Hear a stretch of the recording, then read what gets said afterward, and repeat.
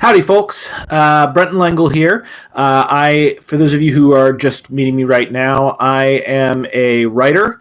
I've been a playwright in New York City for 10 years, and I'm also breaking into comics, singing, and film and television.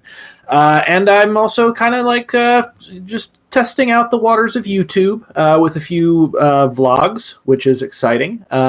These vlogs that I've been doing, a lot of them lately have been me dunking on libertarians, and I'm going to continue that tradition and keep dunking on libertarians. Why? Because I was a libertarian in college, and it's interesting to kind of reconcile with your past, but also because I am an anarchist. I was an activist with Occupy Wall Street, and I have been studying anarchism and anarchist philosophy for a number of years as a result of a screenplay and a series of plays I was writing on the subject. So this kind of caused me to involve myself in a number of philosophical discussions in the anarchist spheres. And one of the things that if you ever really pay much attention to the anarchist community is you find there are fake anarchists called ANCAPs, anarcho-capitalists. And they are a part of the anarchist scene, and a number of them are even friends of mine, but they are not anarchists in the philosophical sense of the word, but they tend to sound a lot like, and some even call themselves anarchists, because the right libertarians, like the American Libertarian Party, has really like kind of made their entire mark on stealing anarchist arguments and philosophy and using them in defense of capitalism and corporations. Now, some will bristle at that, and they'll say, oh, no, we'd never have corporations. Corporations wouldn't exist without the state. Bullcrap. I mean, maybe the legal fiction of a corporation, like, wouldn't exist without the state, like an LLC status, but every physical thing about corporations would still exist, and they just have more power. So today, I kind of wanted to talk about one of the things that those on the right, especially right libertarians, love to talk about, which is self-ownership and natural rights. And you're going to find there's a lot of this. And, this is something that's really baked into our American character because, again, ANCAPs are not anarchists. They are a form of radical classical liberal. And a lot of American philosophy and political ideas are based upon classical liberal ideology. Stuff like John Locke talked a lot about this stuff. But going back to the foundation of our country, Thomas Jefferson talked about it. We even have that whole, we hold these truths to be self-evident, that all men are created equal and are endowed by their creator with a certain set of inalienable rights, including life, liberty, and the pursuit of happiness, or the original version of this, which was life, liberty, and the pursuit of property, which is way worse, and I'm really glad they cut that last one out. So why is self-ownership a fiction, and why does it not exist? And I'm going to tell you guys also, by the way, just spoiler for anybody that's not aware of these vlogs that I do, these are completely off the dome. I have an idea of what I want to say because I've had a lot of arguments like this. But again, I'm not making a scripted YouTube video. So, I may misspeak. I may forget something. It may ramble a little bit. This is like 100%, unfiltered Brent. So enjoy this. Hot take. Natural rights don't exist. So why is this not a thing? So first off, the main thing that I take issue with natural rights kind of comes from one of their most favorite arguments that they have. This is the idea of self-ownership. And this goes like all the way back to John Locke and like kind of a theory of how to claim property and property rights. So like they'll usually make an argument like this. Human beings own themselves. And because you own yourself, you own your labor and the product of your labor. So what you do is if you go out and you mix your labor with the land, well, then that land becomes your property. That's already like a specious concern. For instance, like one of the big ways that I've seen this disproven is, okay, you mix your labor with the land and it becomes your property if nobody else has mixed their labor with it. So the ocean is no one's property. So if I go and I take a can of tomato juice and I go to the ocean and I mix my labor with the ocean and dump that tomato juice in the ocean, do I own the ocean suddenly? No, I just lose my tomato juice.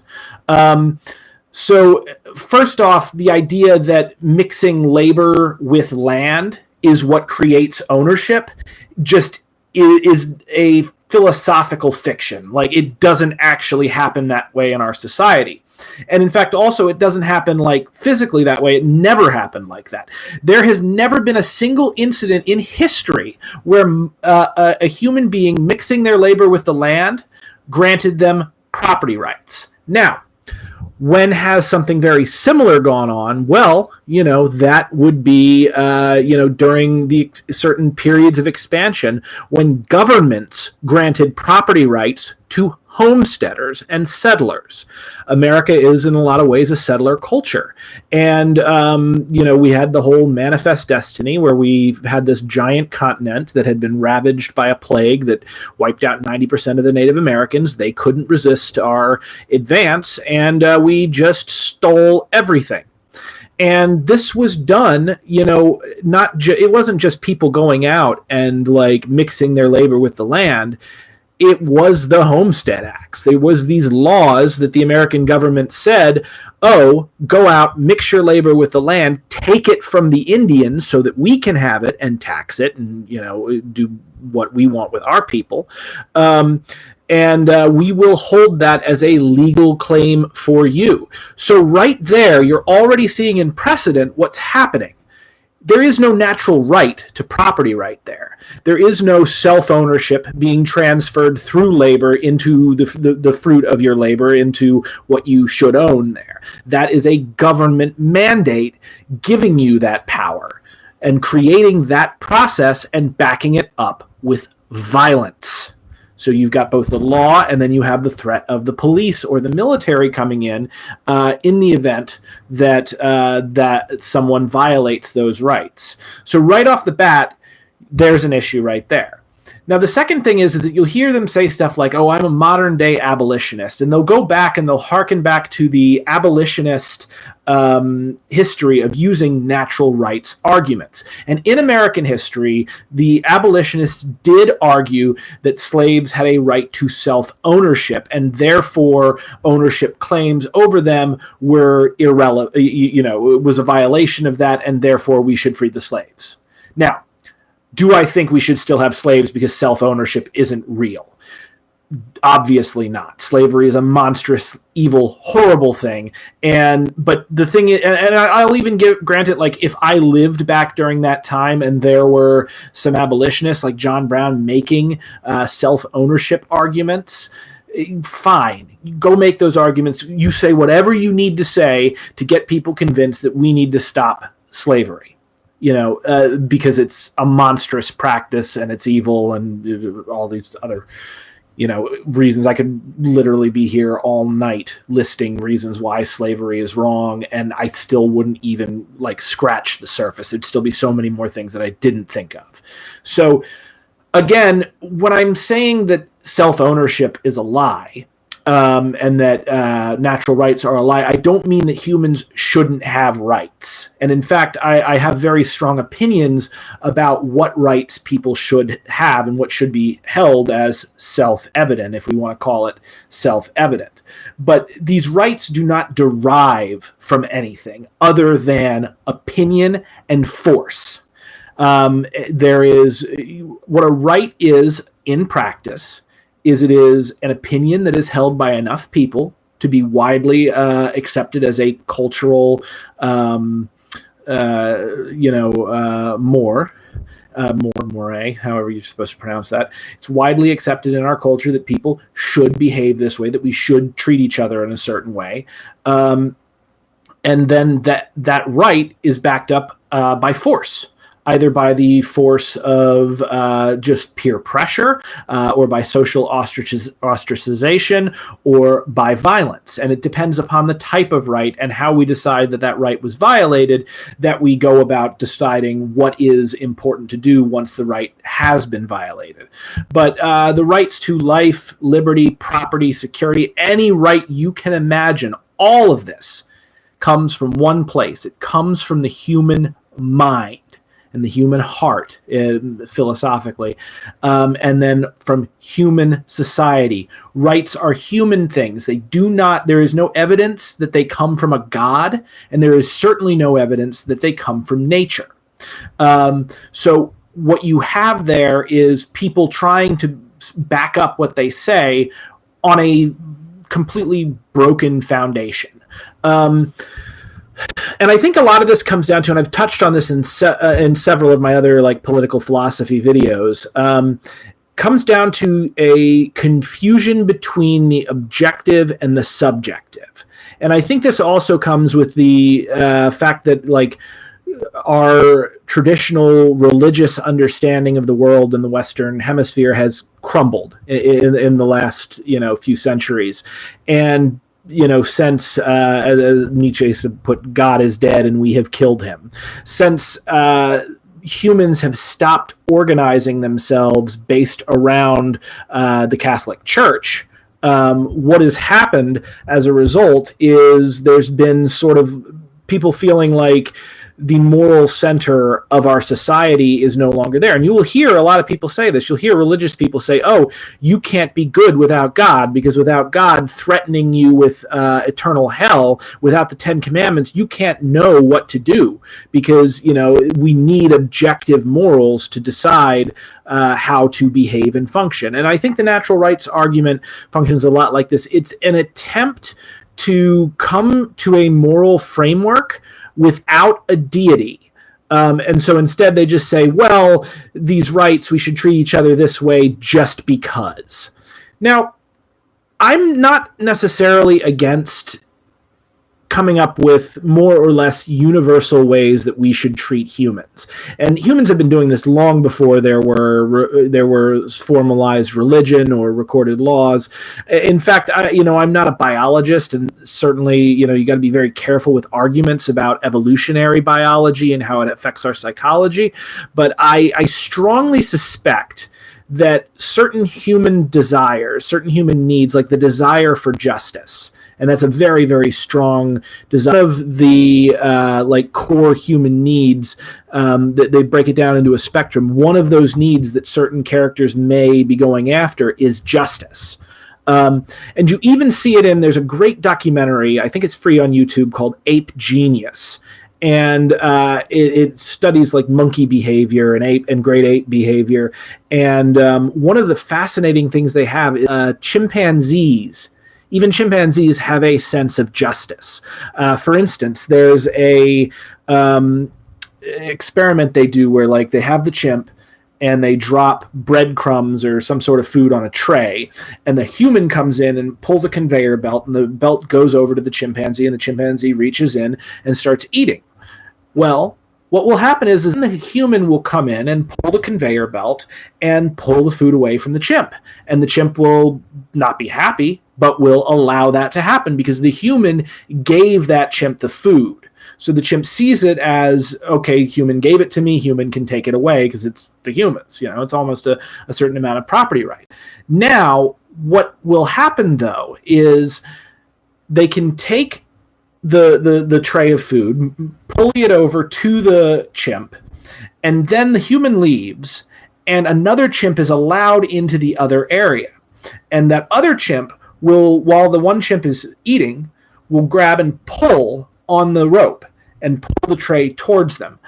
Well, when it's another chimp doing it, the chimp in question will freak out, run down, and pull a rope that drops the food and doesn't let the other chimp have it. Because, hey, you're stealing my food, as opposed to, hey, you're taking back the food that you gave me.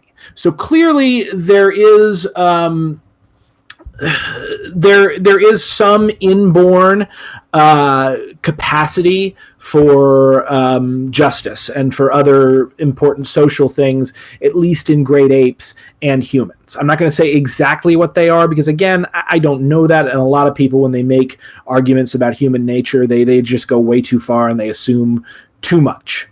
But let's take that as our framework, because I think where a lot of the fact, like if you look at human cultures across time, we tend to, we will disagree on certain details. Some cultures will be a little more individualistic. Some will be a little more collectivist. Some will have specific social mores about men and women and marriage and whether there's other genders or whether there's only two. By the way, there's as many genders as we want. I'll just point that out.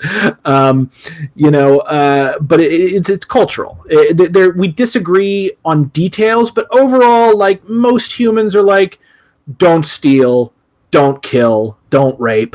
I'm quoting Boondock Saints. Oh God, don't quote Boondock Saints. That is a violation of natural law. But you know what I mean.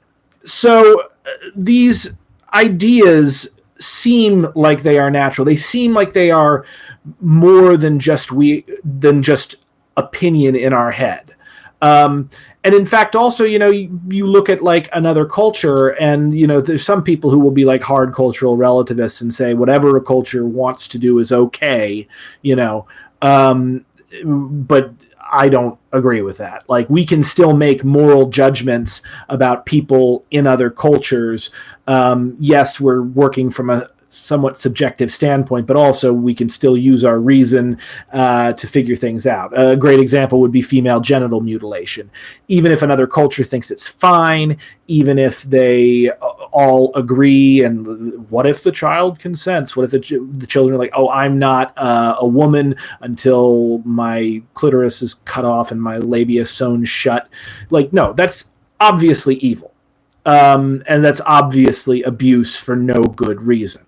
Now, other things that happen in culture where it's not abuse, we can triage how judgmental we want to be about another culture, and we can temper our own judgment, knowing that we are not really neutral parties in this. And we can also figure out, okay, what's the best way to deal with it? Because I don't know if necessarily you can stop female genital mutilation effectively by just marching in the troops. Maybe you can. I don't know. It's not my thing. But my point is, when we talk about it, people will say, oh, well, we need objective rights. We need objective morals. Otherwise, it's just a free-for-all. It's anarchy, everybody for themselves. And it's the same thing as like, oh, we need the state. We need this big centralized authority, or else humans are just going to misbehave and run all over the place and screw. It's not true. It's a fiction that is advanced by people who are tied into the current social order and would like it to continue, so they'll make up all of these horror stories about people that just aren't true. Over the grand narrative of history, I guess. I'm sure there's individual instances where bad things happen, where people say and do horrible things, but overall, and I'm sure like the fact that there's the police will hold back a few sociopaths, but it's not, we are not like, there is no thin blue line protecting us from chaos. That is an argument made by people who really like the thin blue line, if that makes sense. So again, we're going to get into self-ownership, and overall, that this is kind of my whole critique of natural rights. So self-ownership in particular, though, is something I have a very big bone to pick. And the reason why is because of the framing of it. So we could talk about my right to not get punched in the face for no reason, or to be attacked or stolen from or assaulted, physically, sexually, locked up, whatever. We can talk about that in terms of human rights in terms of this is a right that all people should possess because obviously it's a good idea, because if we use our compassion and our reason, we realize that, you don't want to cause senseless suffering and death, and you don't want to treat other humans like chattel, like a resource to be exploited. What happens is that when you try to take those human rights, like the human right to autonomy, the human right to safety, that kind of thing, you take that, or just simply the right to exist, the human right to life, and you frame it as property. And here's the problem. There's a philosophical problem and there's a practical problem with it. The first philosophical problem with it is that property is a relationship between an owner and that which is owned. So if you are sitting there and trying to claim ownership over your own body, over yourself, where's the separation? Where is the owner? Where is that which is owned? The only way you can really come to it is if you have this idea that there's a tiny little man in your head, like the ghost in your body, and you're a ghost driving a meat suit for, I don't know, up to 80 years before you expire and the machine breaks down. There's no evidence of that. There is no ghost that we can see. There is no soul, at least not in the sense of an individual soul that we have ever really measured. I certainly don't believe in an individual soul as a Buddhist. I believe in one giant collective soul, essentially. But if I ever do a religious video, we can talk about that. But, like if we're talking about rights and we're talking about the material world and the stuff that we interact with every day, there is no real difference. There's no, like, humans are like onions. You take the onion and you keep peeling back the layers of the onion and you're looking for the core, you're looking for the center, and there isn't one. There isn't a core. Philosophically, we cannot demonstrate a core of a person, and it's a bad idea to try to say that this core controls this body. So first of all, it's not well grounded. You do not own yourself. You are yourself. But also, you don't really want to use ownership as a frame to interact with yourself or with your body, because, like, first off, we talked about slavery. Slavery is the ownership of humans. So essentially what you're saying by saying I own myself is I'm my own slave. But also, like, beyond that, like, what else do you own? You think about, you own a toaster.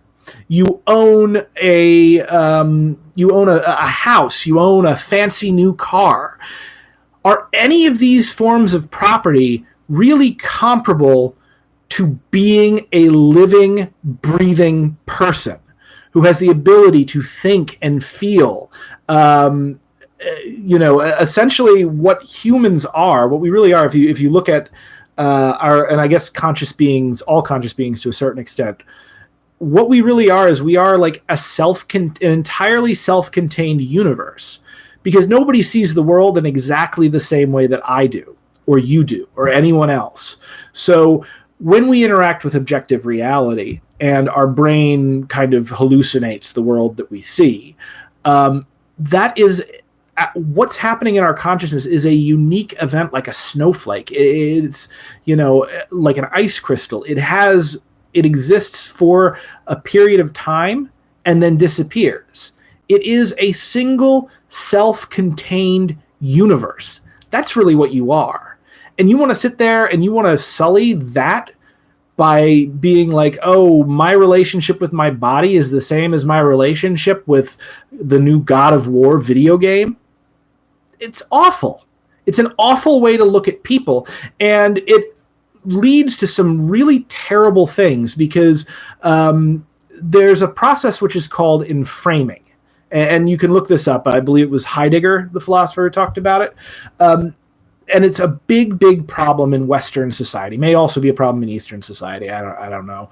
But Western society in particular, since a lot of our philosophy comes from the Greeks, where you start thinking in a technological way. And the Greeks didn't think of technology as necessarily anything technological, like iPhone.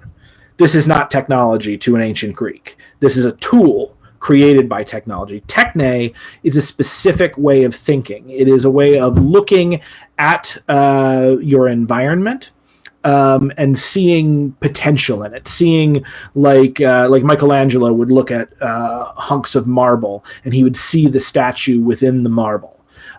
That is technology. It is the method of thinking on how to manipulate the world around you in such a way that it produces iPhones and food and guns and anything else that we have.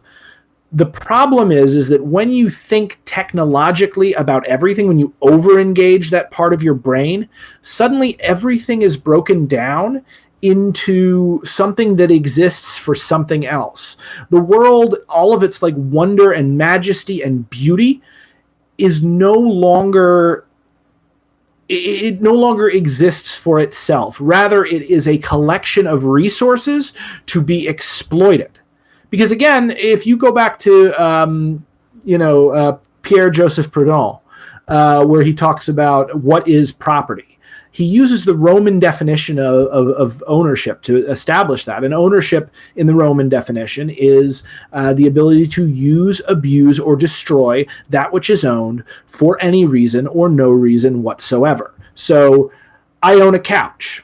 I can paint that couch any color I want. I can sell that couch. I can throw that couch out my window and set it on fire. It's mine. It's my property. And when you give that right over the land, when you start thinking of other humans as property, either as property of themselves or property of somebody else, suddenly it makes sense that we should be essentially cogs in a corporate machine, because we do not exist for ourselves. We don't exist for our own internal worlds. We are not a universe unto ourselves. Rather, we are someone to be exploited for some other purpose. Or if you don't want to say exploited, we are potential energy to be expended in a larger project. This leads to abuse, and some of the absolute worst atrocities in human history, which is why Heidegger was very skeptical of technological thinking and of the process of and framing. So even if we agree that, okay, self-ownership doesn't really exist, but it's still a good idea to hold that you should own yourself, no, it's not. So even if we say self-ownership should be like Dumbo's feather, because again, it creates a very nasty relationship between both the person who's thinking of themselves in that way. It creates a psychological separation with their body, and then it also goes on to create kind of a nasty relationship between them and their other humans. So, all in all, it is a toxic way to behave and to think. It has had its place in history, like in the arguments against slavery, but it's simply not something that we should be considering seriously, not from a philosophical level and not from a practical level. So, again, what does this mean? Well, does this mean that might makes right? I mean, it's interesting here because I'm actually going to quote a libertarian, but his name's Jeffrey Tucker. He drives me crazy. He's like, there's a video of him going nuts about eating a McDonald's. I've never seen anyone get so excited about McDonald's food, but he's eating a McDonald's cheese stick, and he's like, "This is the free market. This is love." Ugh. If you want to be genuinely uncomfortable, go watch a Jeffrey Tucker video. But Jeffrey Tucker, he said in a debate with one of my friends when they were kind of talking about ownership and what theft is and how this all works. He says, what? So if you take my wallet and I can't get it back, now it's your wallet. And Jeffrey Tucker says, oh yeah, absolutely. And he says, well, what is that? Just might makes right. And Jeffrey Tucker thinks about it for a second. He says, I don't do whatever you want, push someone else around, be a bully, but force and power, all of it together, both hard and soft power in human society. That is what makes the world that we live in a lot of ways. So, for instance, people have rights because society decides that people should be held to have rights. Wonderful. So, again, as I was putting this with natural rights, rights themselves come from the human mind. They are created on an individual basis where you decide that, oh, we should have these rights. And then they are created on a collective basis where enough people agree with you that they back them up with force and power. Now, rights can change. People can have ideas about rights, what a new right should be, what an old right should be. Really, it's up to us. We're the only ones here making these decisions. So don't ever let someone talk you into the idea that your body and that the people around you are not fully sentient, that they are a form of property. And don't let someone talk you into the idea that property rights are derived from some sort of at least if you're going to talk about God, and you believe that things come from God, okay, they come from God. It's still subjective. You can't prove that. So we're back where we started. But at least they're admitting that there is no actual grounding for this, and they're just making it up as they go. The same thing happens with the natural rights argument, and as we've seen, the same thing happens with the self-ownership argument. So how do we move forward? Well, what I would say the most important thing to do when thinking about morality is we should do our best to interact in the most compassionate and positive way that we can with the society around us. Both because that's the right thing to do, in my opinion. Most moral systems would agree, but also because that is if you take the what's it called, the categorical imperative. If we act a certain way, we expect other people to behave similarly, and if we all agree to a certain baseline of rules, we can come to conclusions where there are a bunch of winners in our society. If we treat each other terribly, if we jump into homo homini lupus and we say, I can hit everybody, but nobody can hit me, that's when you run into serious problems. And you will not, even if you succeed in enforcing your will, you will not be a happy person. So for success, both materially, socially, and individually, what we really need to do is we need to look out for each other, because it's only within the eyes of another person, it's only the love that we leave behind that we really find actual meaning in the world around us. That's the only place we can find happiness. And if you view everyone as your prey or your property, you're just going to be a miserable, paranoid loser. So that's kind of what I had to say here on this stream. Thank you guys very much. Definitely check out my book, Snow White Zombie Apocalypse. Kickstarter link is in the description.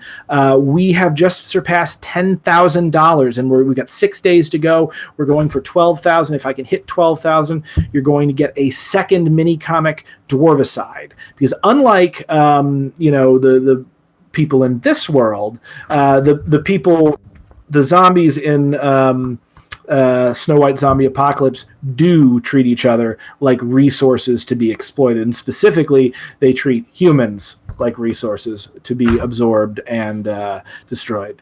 All right, well, that's me signing off. Peace.